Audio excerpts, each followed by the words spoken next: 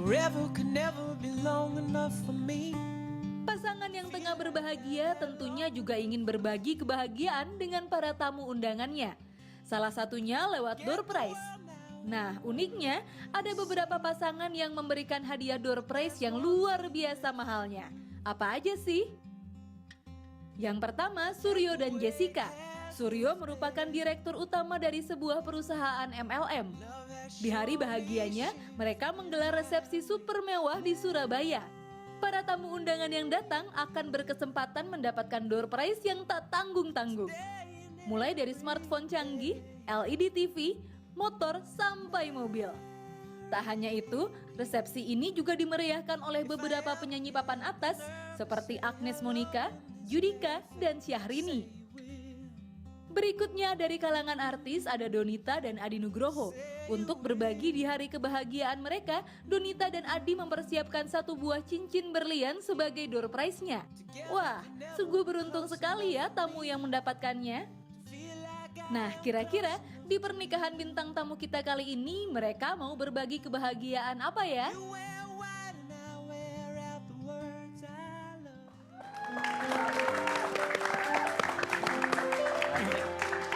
Kalau menurut aku pribadi ya, ketika memang kalian berkelimpahan rezeki dan kalian ingin bagi-bagi punya pernikahan yang wah tuh sah-sah aja loh selama uangnya halal. Tapi pertanyaannya kalau kita nyiapin door prize segitu gedenya, baiknya diumumkan atau enggak? Karena efeknya kalau misalkan diumumkan ke umum, orang yang nggak kenal itu juga pasti akan datang. Oh iya. Tapi kan Bapak pengalaman pribadi nih pasti Pak. Oh iya, gue kan makannya dari undangan-undangan. Makanya pakai batik ya. Iya betul. Oh, pantas udah standby ya di Standby. mobilnya ya. Sekarang kita langsung ya. Kebetulan di sini ada financial planner, ada Mbak Nisha di sini. Tapi sebelumnya aku pengen nanya nih, ini sebenarnya yang diterapkan sama kedua pasangan kita yang akan segera menikah ini udah bener nggak sih? Dari awal pacaran ternyata memang niatnya udah mau dinikahin. Ya bener ya Samuel ya? Iya betul. Bapak hari ini banyak sekali ketawa, ada apa ya Pak? Enggak ada apa-apa. Ada sesuatu, kebetulan ada psikolog di sini. Masih ngantuk. Oh masih ngantuk. Dia Oke. sadar. Pak ini udah siang loh Pak, kok masih Nah, ngantuk Pak? sih. Tapi antusias kan membicarakan pernikahan, antusias kan? Oh iya, antusias. Oh iya. Oh iya antusias sekali. iya. Bener. Sambil diancam di sini antusias Pak. Nih. Sejauh mana sih antusiasme Anda membahas masalah pernikahan? Jadi pengen tahu nih. Bapak udah kita ke uang aja dulu. Hah? Kita ke uang aja nanti dulu. aja, Mas. Pasti makin drop nih kalau ngomongin uang nih udah nih. Enggak. Tapi itu kan masalahnya sensitif tuh kalau ngomongin uang. Masalahnya apakah kalian termasuk yang salah satu pihak yang menanggung atau 50-50? Atau siapa yang mampu dia yang bayar? Loh ada yang kayak gitu. Siapa yang ikhlas dia yang bayar kayak Ji. Kita komit dari awal memang untuk share kalau kita. Nggak ada rating berarti, cuma share ya. Bapak itu TV Pak beda Pak. Share-nya berdasarkan kesepakatan kalian berdua atau keluarga? Kita berdua. Yang ngatur juga emang kita berdua, jadi keluarga cuman tahu aja, mau mantau gitu.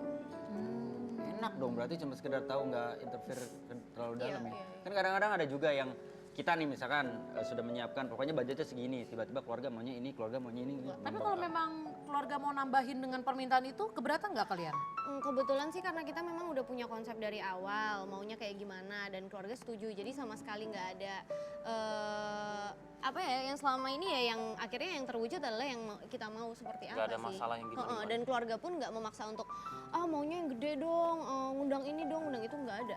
Jadi benar-benar diserahin ke kita maunya seperti apa gitu.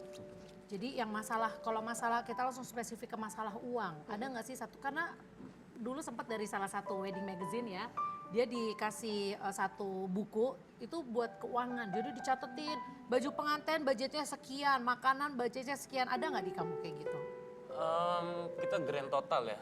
Langsung ke grand total. Kira-kira jadi kayak oke kita mau ngeluarin uang buat pernikahan ini berapa nih, segini udah gitu. Iya. Oke. Tapi ya kita Jadi nggak ada dipilah sih detail. pakai misalnya tempat sekian, makanan sekian, ini sekian. Oh total segini, ya udah kita lebihin dikit, takutnya ada apa-apa gitu. Kira-kira doang. Kira-kira sih. Oke, tapi jadi nggak ada yang spesifik ya? Nggak ada. Kalau Caca Marica hei. Aku seneng deh tadi pas lagi ngomongin masalah baju sekian, makanan sekian, itu aku banget Cipan. Oh itu Itu aku banget. Jadi suami aku sangat organize banget dan aku kalau punya laporan tulisannya nggak bagus dan nggak benar dan nggak organize, dia gini, sayang kenapa kamu naruh kayak gini? Aku bingung bacanya, ini maksudnya apa? Jadi aku harus benar-benar begini. Jadi baju aku, make up aku sekian. Ini prediksi aku ternyata harganya sekian, setelah nawar harganya Ibu segini. serius ada kolom-kolom gitu? Ada. Aku Sebentar, punya, sekarang ada Caca di waktu laptop nikah itu sebagai mempelai apa WO? sekretaris kayaknya, saya tuh sekretaris suami saya sebenarnya. Sekretaris. Iya, Tapi itu kayak yang gitu. dijalani sama Caca sama suami. Itu yang dijalanin sama aku sama suami. Jadi gini, sayang kamu kira-kira baju kira-kira berapa sih gitu. Makan kira-kira kita budgetnya berapa sih? Oke, segini per person kan karena di hotel Iya. jadi per person berapa gitu. Oke, taruh. Ternyata itu kan based on dari kita nanya sama temen, nanya sama orang lo bikin baju berapa Oh, sih? Lo berapa? survei dulu. Jadi kita tulis di sini. Oke, berarti kita punya budget sekian. Terus akhirnya kamu mau pakai desainer siapa? Ini apa ini? Baru kita tanya kan.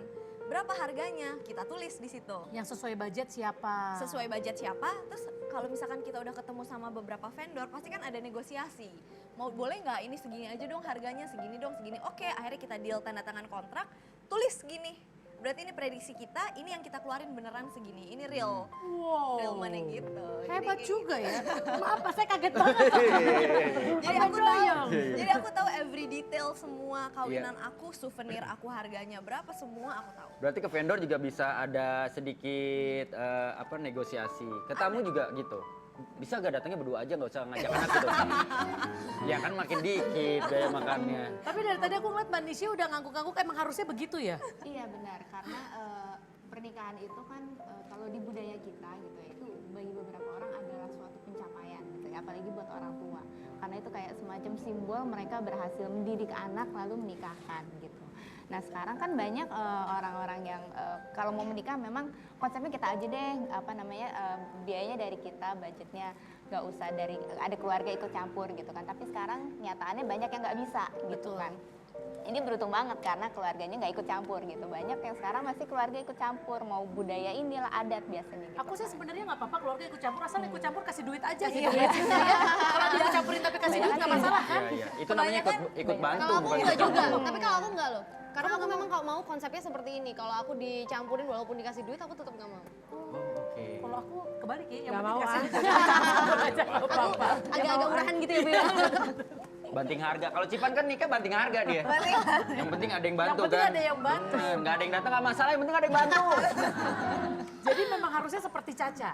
Iya, dan kita juga harusnya tahu kan budgetnya berapa, jangan cuma orang tuh ngeluarin duit karena lagi seneng. Jadi karena mau nikah, ini budgetnya segini, ya udah deh keluarin aja. Padahal kayak kalau Mbak Caca bilang kan tadi masih bisa ditawar tuh ya. Udah tawar aja, asal kita dapat sesuai yang kita mau. Harusnya pas mau nawar kita menggunakan jasa Cipan. Ya, supaya kita bisa dapat diskon jauh lebih murah ya. Wah, Cipan mah parah kalau nawar. Nggak usah dapat harga murah, perusahaannya tutup. Gue bikin bangga. Jadi kalau misalkan kita nanya gimana sih tips mengatur keuangan secara cerdas?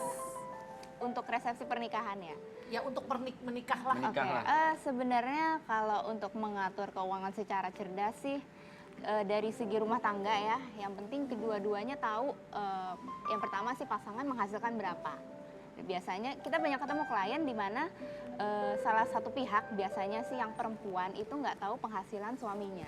Oke, kita cek. Ketika Kamu ada- tau nggak penghasilannya Samuel berapa? Tahu. Tahu, bagus. Jangan-jangan ditransfer ke rekening dia. Oke, terus. Ya, kita banyak ketemu klien yang di pihak perempuan itu ketika ada apa-apa, contoh misalnya ada masalah, entah jangan sampai sih amit-amit ya, misalnya suaminya selingkuh atau sudah mendekati ke perceraian, itu istrinya nggak tahu sama sekali rumah tangga mereka tuh punya aset apa aja.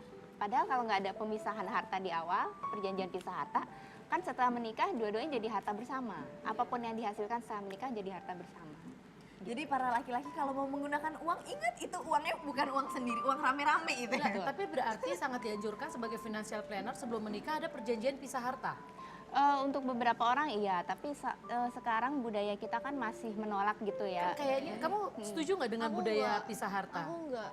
Apa ya, perjanjian pranikah ya mungkin ya namanya. Prenuptial. Kalau aku sih menganggap bahwa pernikahan itu kan sesuatu yang sakral gitu ya. Ibadah. Di semua agama juga yang namanya pernikahan itu ibadah gitu. Terus love, tentang cinta gitu. Cinta, ibadah kayaknya sesuatu hal yang sakral, kenapa harus dipatokin sama kayaknya tuh apa ya, kita udah mempersiapkan sesuatu hal yang buruk untuk terjadi gitu. Betul. Samuel kayak dari tadi. Yes. Yes. Oke, yes. Mbak Popi tolong dibaca ya, ini kayaknya ada Dua orang seseorang. laki-laki nih. Loh enggak, aku Dari kan jarak ngeliat jauh. Samuel. Yang cewek yang ngomong nih ketawa dua-duanya nih. Aku kan ngeliat Samuel. Boys Jadi aku will be berusaha boys ya. mengerti lah, karena kan aku udah sebelumnya. Emang gitu. kebetulan kalau Caca itu tadi sekretaris, saya jubir. Oh, juru bicaranya Samuel. Iya. Enggak juga, abis nggak ditanya ya udah. Oke, sekarang tanya saya. Ya, tanya dong. Ya udah, lu setuju nggak dengan perjanjian pernikah sama Setuju. lu? Loh, Enggak dong ya. Oh enggak. pantesan kagak ngomong, takut salah. Kan gua udah ngomong. Dia nutupin gitu. Gua ngomong salah nih pasti. Enggak, tapi lu setuju nggak sebenarnya? Enggak, kita pisahkan ya. Lu Kalau setuju nggak? perjanjian pranikah jadi ibaratnya belum terjadi tapi udah menyiapkan hal yang terburuk gitu. loh. Jadi mendingan lu nggak setuju. Iyalah. Oke, lu nggak setuju. Tapi tadi biasanya keceplosan pertama kali itu yang beneran ya sih biasanya ya. Enggak, ini belum Keceplosan ya. ini Enggak, belum beneran, pure tapi biasa biar gitu. sadar kan masih pagi gitu. Nah iya justru itu yang dibawa alam. Pertanyaannya belum nyampe itu tadi belum nyampe. masalahnya. Mendingan lu pulang aja nggak usah kesini. Oke, nanti kita akan bahas lagi ya. Tapi aku pengen tahu deh, sebenarnya secara realistisnya perlu nggak sih perjanjian pranikah? Atau bener, jangan-jangan bener karena kita sudah mempersiapkan sesuatu yang buruk, ternyata nanti malah beneran kejadian. Kita akan cari tahu, jangan kemana-mana, tetap di Basa Basi.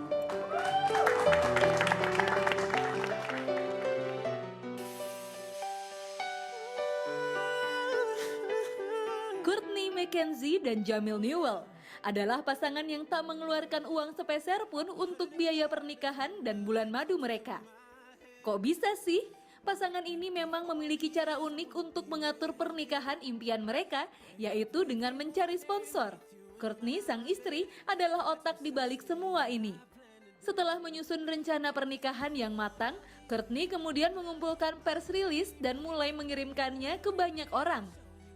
Mereka juga sudah membuat sebuah situs web pernikahan dengan jadwal rinci tentang rencana perjalanan mereka serta paket sponsor untuk perusahaan yang tertarik dengan ide mereka. Mereka pun tak keberatan untuk menjadi billboard hidup dengan menjahit logo perusahaan yang mensponsori pernikahan mereka pada gaun pengantin dan taksido. Gimana? Apakah pemirsa jadi terinspirasi ide-ide unik lainnya untuk pernikahan?